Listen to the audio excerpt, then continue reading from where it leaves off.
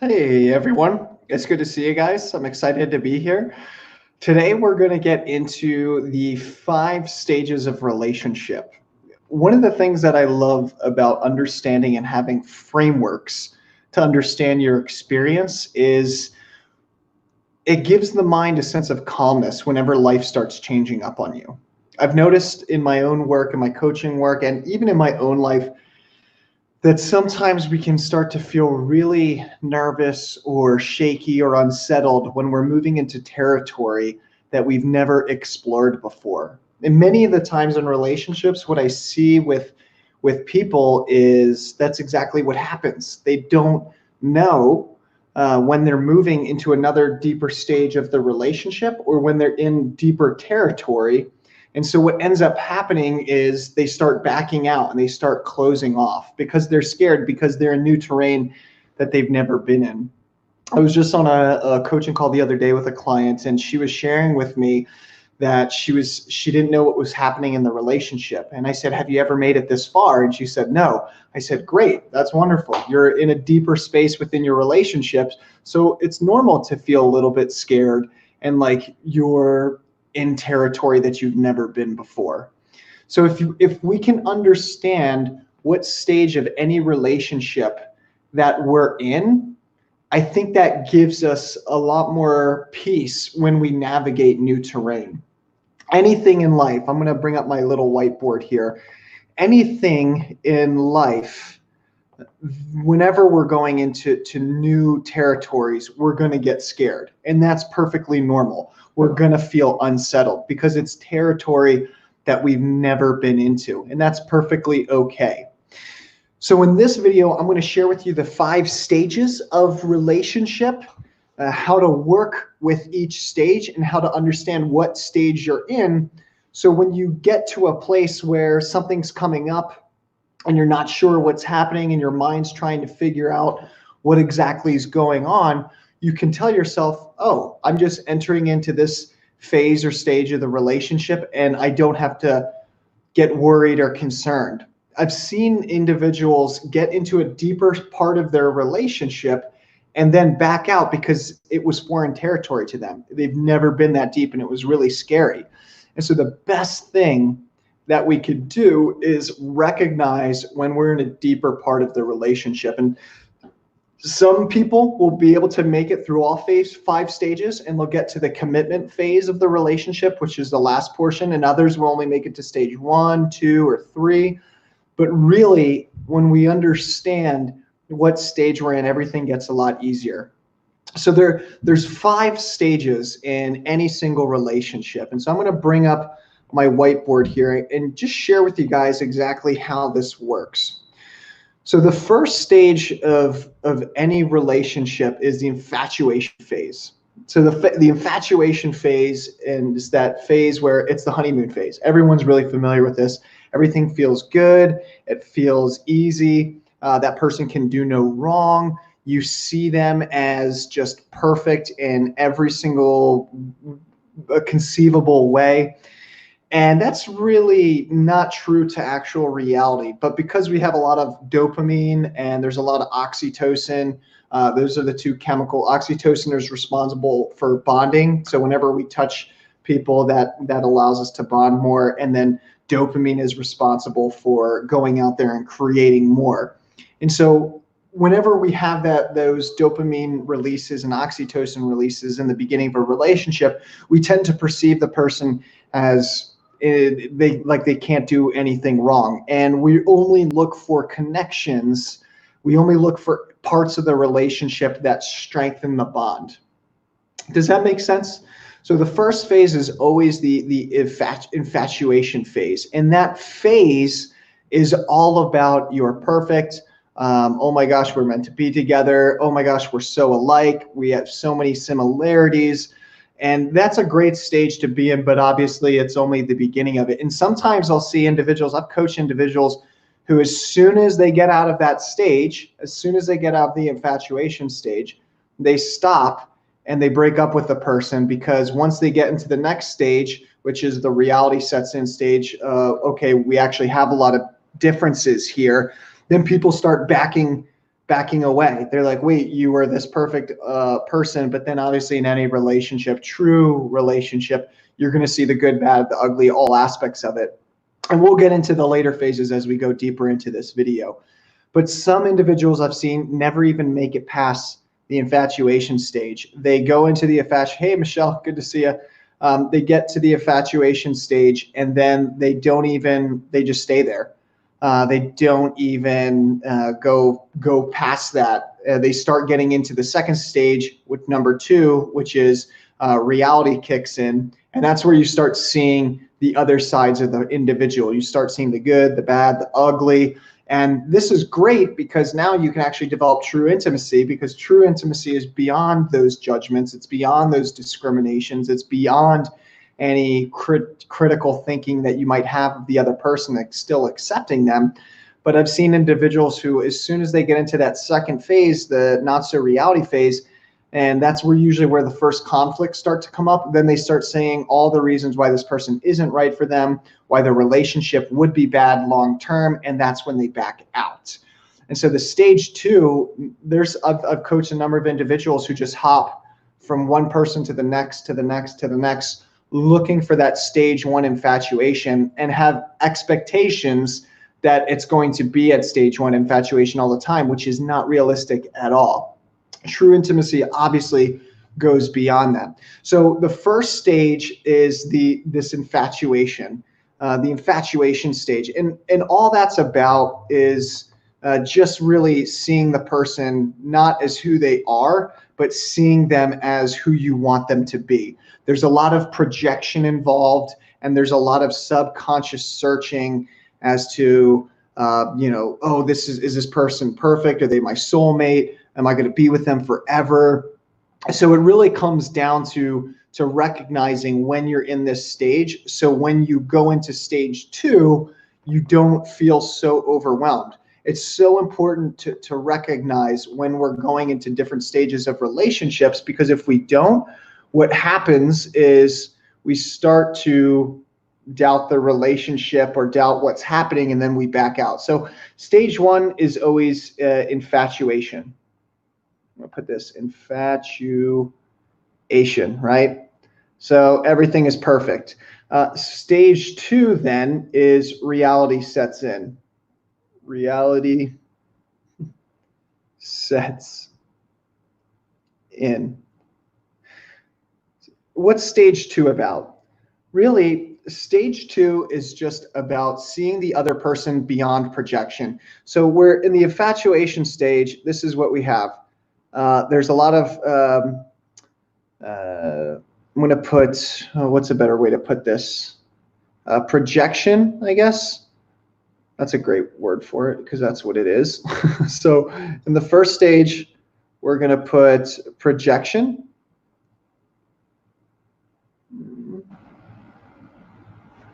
So we'll put projection.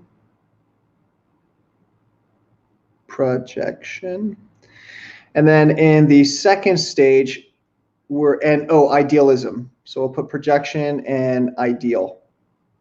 And this isn't true to reality. It's what you want, what you think. It's like a filter. The second one is reality sets in, and that's where there's no longer projection and idealism involved. It's actually seeing both sides of the coin. So it's actually seeing the shadow. Or seeing those aspects of someone that we didn't think existed. And this is, when people get to stage 2, a lot of the times they get upset because they had this ideal projection of, oh, you're the perfect relationship for me, or, oh, we're so much alike. But then when that falls, a lot of individuals get sad, they get upset because you don't live up to the expectations. And when you don't live up to the unconscious expectations, and that's a whole nother conversation, we can get into expectations and agreements. That's a great distinction that I was taught by Steve Chandler. But when we don't meet those expectations or that perfect sunny version that we had in the beginning, what ends up happening is people are left disappointed and upset, and they're hurt. And so it's really important to go into any relationship, no matter how deep or no matter how how light you are, even if you haven't gone deep into it yet. It's really important to recognize that you want to set and manage expectations and communicate those up front. Because if not, what happens when we go into a relationship with unconscious expectations and we're not communicating those, then the other person will get upset. And this is good for business, this is good for romance, this is good for friend, really anything that we do in life. So it's really important to set expectations. Does this make sense, you guys? If you have unconscious expectations in any relationship, what happens is those expectations may or may not be met. And if they're not met, then you're setting yourself up for disappointment, which leads to sadness and anger, which actually leads to the relationship dissolving. Does that make sense to you guys? Awesome. Okay, so I'm going to take this a little bit deeper. So the first one was the infatuation stage. The second one was reality sets in. And then the third one here, which is really helpful, is disappointment. So I'm going to bring up my paint here. Disappointment. I think it's spelled with 2 S's. I hope I got that right. We'll see. Disappointment. And what happens in disappointment is there's a lot of letdown, and which then goes to anger, or you manipulated me. And the disappointment comes because we want to go back to this infatuation stage. We want to go back to, why can't you turn back to the person who I thought or wanted you to be, the projection? Why can't we go back to the ideal world that we created? But once reality sets in and we start seeing the good, bad, and the ugly, and we start seeing the person's shadow side, which is absolutely normal and typical of any relationship, well, then we get disappointed. And this is what happens in a lot of relationships, just because there's expectations aren't set. But if you have all of this knowledge and you go into this knowledge into the relationship, then you can lessen the disappointment that you might experience, because you're already knowing, okay, there's going to be a lot more to this relationship. Does this make sense? Is everyone tracking on this so far? So disappointment, the letdown, the anger, maybe sadness. Oh, you manipulated me. You're not the person that I thought you were. All that's just because we're missing that original projection, or that original idealistic way of being. Does that make sense to you guys? Beautiful. And if you guys like what you're seeing here, please share with anyone. I want this to go out to the world. Share with family, share with friends. This is what helps people understand their own relationship dynamics and creates less stress and tension and pain in the world. So let's get into number 4. What's the fourth here? So first we have infatuation. I love you. You're awesome. High dopamine, high oxytocin. There's a lot of bonding. Second one is reality sets in. Suddenly you realize that this person isn't the person that you thought, which then leads to the disappointment. And in this disappointment stage, what happens is usually conflict. Now, a lot of individuals think conflict isn't good for a relationship. But conflict isn't bad. If it's getting you to be honest and open with each other, conflict actually breeds long-term stability. Now, it can break the relationship too if it isn't managed well, but conflict can be really, really useful in the long run if we're wanting to create an honest and open relationship. See, I see a lot of individuals who don't want to rock the boat with their partner. And so what they'll end up doing is they'll just remain silent. They won't speak their truths. They won't share what they're really thinking. And there's definitely some things to be said and some things not to be said, but we can do it in a way that actually increases the stability and strengthens the relationship. So conflict usually sets in the disappointment stage. It's, you let me down. You're not the person who I thought you were. Now, here's the great thing. If you can make it through this stage, what happens if you can make it through the stage of the disappointment or the letdown because they're not living up to that projection or that ideal standard or character that you had in the beginning, the great thing that happens after this is you can actually get into true intimacy, because true intimacy is beyond projection. It's beyond hopeful, idealistic notions of love, beyond fairy tales, beyond movies, beyond all influences. It's actually, oh, I just am choosing to love you and you love me despite all of our mistakes together, and let's grow together, and we have similar value systems, and let's take on life together. So that's true intimacy can get there, and we'll get to that later on. But if you get to the disappointment stage, and you're seeing a lot of conflict, well, it's important to manage that conflict in a healthy way. And managing that conflict means speaking your truth, but also giving ear to what that other individual, what your partner wants to share with you as well. So it's learning how to manage both. Does this all make sense? So in the disappointment stage, what I see there's a lot of letdown, there's a lot of anger, but I also see a lot of conflict. Conflict, okay? Conflict.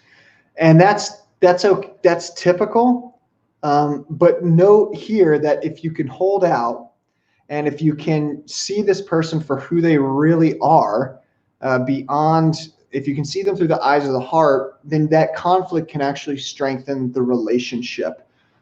Conflict is not bad for a relationship. A lot of people think it is. It actually can create more strength and longevity to a relationship because it gets you on the same playing field. Conflict forces us to look at our value systems. It forces us to look at whether we really do match and are compatible. I've coached so many individuals who are in relationships where there's no love anymore, there's no intimacy, and it's because they don't actually speak what they're really thinking. They might have commitment, they might have something long-term, but there's no passion or intimacy, which are necessary in any relationship. And it's really because they've never spoken what it is that they're really thinking or feeling. And when we don't really speak what it is that we're really thinking or feeling, then we're not attached. We're not going to be passionate about the other person or the relationship because we don't have a voice. We're not using our voice, so we're not invested in that relationship. When you speak your true thoughts and opinions, whether you think they'll rock the boat or not, what happens is you create more passion there because you actually believe in it. You're given a space to speak. So don't be afraid. If you're in a relationship, don't be afraid to speak your mind and share with the another person what it is that you want. There's definitely a better way to communicate. You don't just want to. I know some people are like, well, I'm just being truthful, I've seen that in couples where they're like, well, I'm just telling her what she really needs to hear and know and what my true thoughts and feelings are. And I say, well, yeah, but you could say it in a better way, a more loving way, instead of just kind of saying it in a way that tries to beat her down, and that doesn't help. So it's really about communicating your true thoughts and feelings, but coming from a place of, hey, this is what I'm really thinking and feeling, and I don't know how this is going to hit you, but I really feel called to share this, and it might be hard to hear and it might bring up some conflict, but I'm willing to work through that with you if you're willing to work through that with me. That's a great place to come from. So don't let the disappointment stage curb you away from the relationship. That's normal. That's typical. Just recognize that conflict and disappointment is a necessary stage before you get to stage 4. Now, this is where stage 4 gets a little bit exciting here. And this is where stability actually comes in.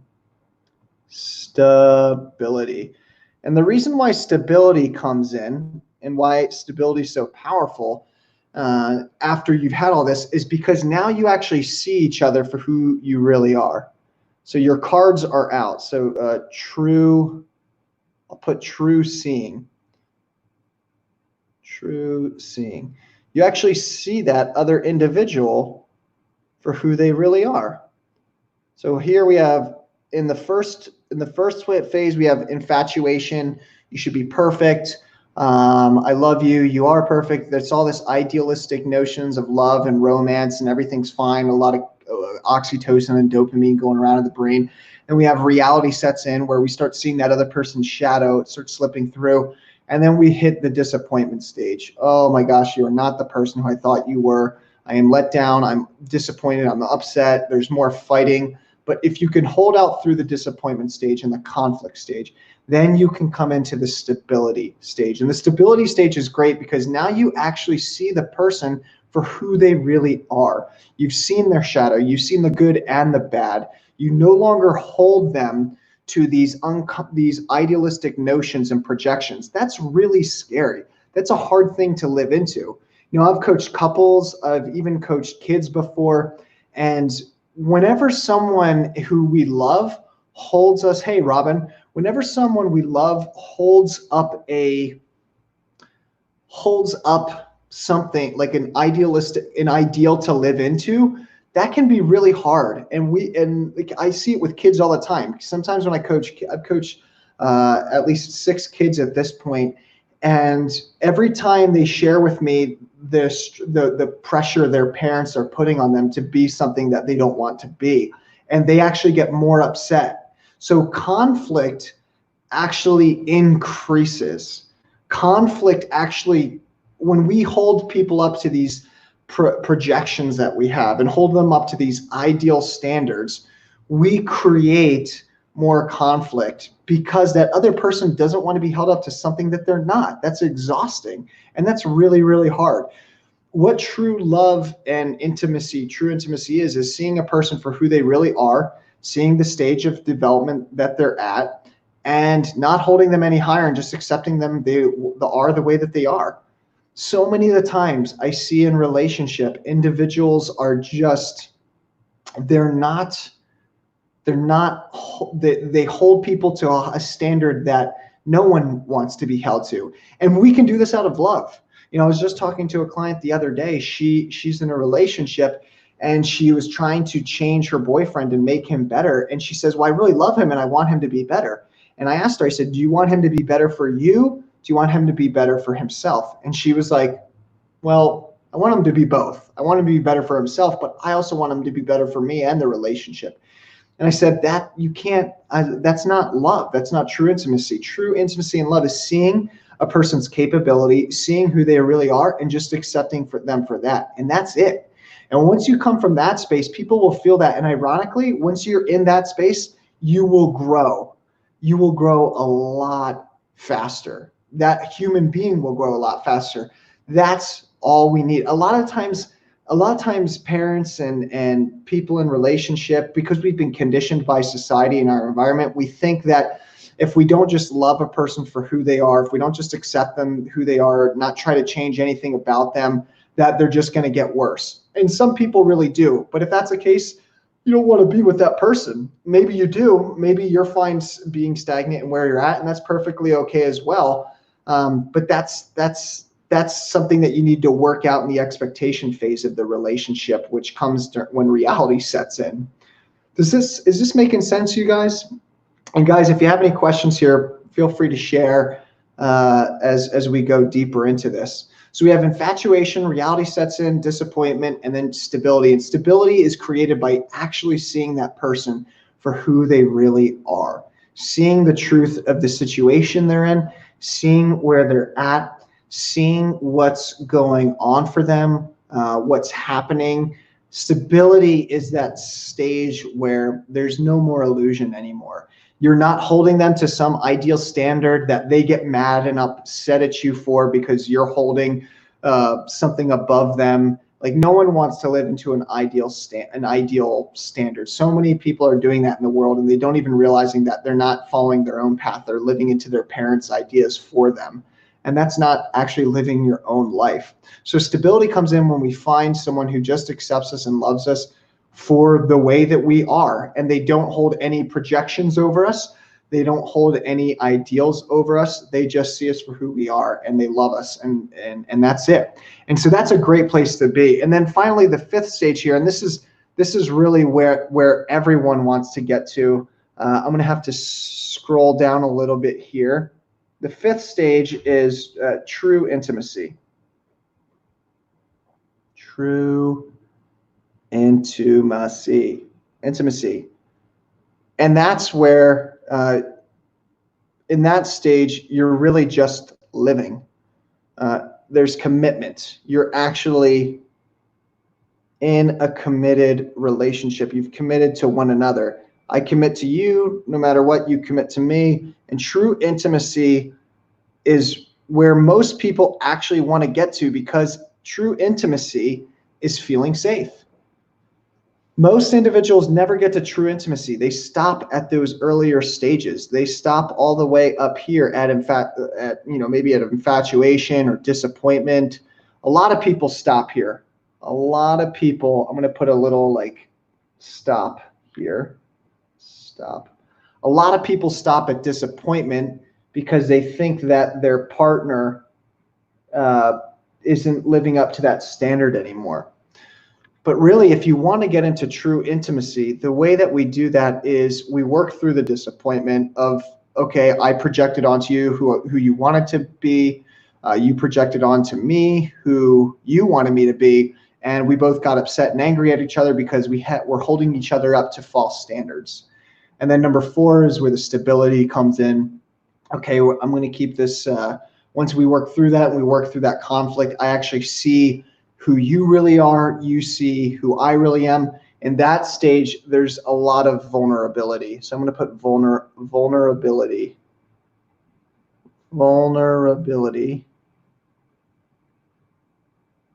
So there's a lot of vulnerability there, right? In stage 4. And when you're really vulnerable with a person, that's when you can decide, okay, is this a person that I really want to spend the rest of my life with? Do they have the same values as me? Are they willing to grow at the same pace as me? Are they willing to stick it out with me? And will they reciprocate? And that's an important point to get to before you commit to a person, you know? Does that make sense? Does that make sense, you guys? Right. So Silent Grove says honesty and acceptance is a deconstruction of any power struggle. I love that. Yeah. When we're completely honest and there's complete acceptance, there's no more power struggle whatsoever because we're actually connected. We're at the truth of the relationship. Does this make sense, you guys? So these are the 5 stages of any relationship. And we just want to look and evaluate our life and see where we're at. Okay, I'm good here. I've made it maybe to stage 3, but I'm recognizing now that I always turn around to stage 3. Where do you guys see yourself on this? Where do you guys see yourself along along this spectrum? What I see for most, I'll tell you from my experience of coaching people, a lot of divorce happens at stage 3. A lot of divorce, upset, letting go happens at stage 3. Absolutely. Most people hit stage 3 and they're like, you're not the person I thought you were. I'm upset. I'm disappointed. And they never make it past that. Does that make sense, you guys? But the great thing about it is if you can get through those arguments, if you can get through conflict and upset and anger, all those typical things that come up in the disappointment stage, stability is actually on the other side. And then true intimacy is just seeing that person where they're at, seeing the willingness and recognizing, okay, yeah, we do have the same value systems. We can grow at the same pace. We can try new things together. We can both evolve. We're both evolving at similar paces. We both like being independent and giving each other space. And so it's really important before you commit to recognize that you have the same values. And values, I'm going to go into that a little bit more here. So I'm going to erase this. So I'm just going to give this one last look to everyone. Infatuation, reality sets in, disappointment, stability, true intimacy. Those are the 5 stages of any relationship. Now, the last thing that I want to get into here is, if you look at this, is values. It's really important to recognize that your partner, before you commit to them, has the same values. And values can be anything like, they can be growth, pace of growth. So pace of growth. Right? So we have the pace of growth. That's a value. Independence, that can be a value. So does that person give you the sense of independence that you're looking for? Maybe freedom, how they define freedom. And do you define freedom the same way? Maybe drawing boundaries. really look and evaluate all those areas, drawing boundaries. You know, what are your, do you guys have similar financial goals? Financial goals. Before you really commit, you want to look at all these things. You want to look at these different values, because if your values are different, then you might find as you get deeper and deeper into the relationship that that individual doesn't share the same values. And then that can bring up a whole nother stage, and you can fall back into stage 3 of disappointment. So before you really ask for commitment, it's really important and necessary to look at the values, and your values and their values, and make sure that those are communicated as early on as the relationship as possible, because values will play out in the relationship, right? And a lot of the times they can create a lot of conflict if we don't know how to navigate them properly. So for instance, I'm going to clear all this. Does this make sense so far, you guys? So people can value. I want to share with you this a little bit more. And if you have any questions, please just feel free to put them up on the comment section there, and we'll go into this a little bit deeper. So let's talk about values and how they can play out and cause conflict in a relationship, because values can be tricky. So let's say we have, we'll just do a classic example here. We have a husband over here on the left side. Oh, and then we have the wife, right? And so let's say the wife values, you know, she values love and affection from her husband. Love and affection. Like, that's really important for her in a relationship, right? Now, her husband, let's say he values making money for the family. And I've actually seen this situation happen in real time, in real life. So we'll say making money for family. They might get upset. Like, I've seen spouses get upset with each other because they think that they're not experiencing the same thing. And what I mean by that is, the wife, she might want love and affection from her husband when he gets home from work, but because the husband wants to make money for his family, he might have to take out more business calls at the end of the day. And so they're both have the same value of safety and security. So the wife, what makes her feel safe and secure might be love and affection from her husband. And what the husband allows him to feel safe and secure is making money. And so the important thing here is that they actually both value the same thing. They just go about it different ways. Does that make sense? So if, let's say, the husband gets home from a long day of work and says, I still need to make 3 more business calls. And the wife says, well, I want you to stay with me and be with me. I need you right now. And he says, sorry, I can't right now. And they get in a fight. Well, in that moment, they're just getting in a fight because he is perceiving her as getting in the way of him making more money for the family. And that's what allows him to feel safe and secure. And then the wife sees him as her husband trying to make money and do business as getting in the way of her getting love and affection. So they actually both want the same thing. It's just that they're perceiving each other as keeping them from getting the thing that it is that they want. And so what happens is it actually creates conflict. So it's important to recognize here what's really happening. So I've seen, and I've literally taken couples and people in relationship into this space, and then they realize, oh my gosh, we've been fighting over, everything is so stupid. We realized that we both wanted safety and security. We just temporarily perceived each other as keeping that other person from giving us the safety and security that we want.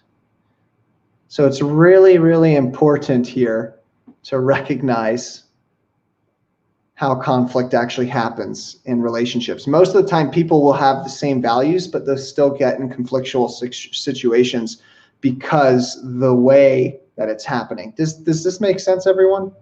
Is everyone tracking on this? Awesome.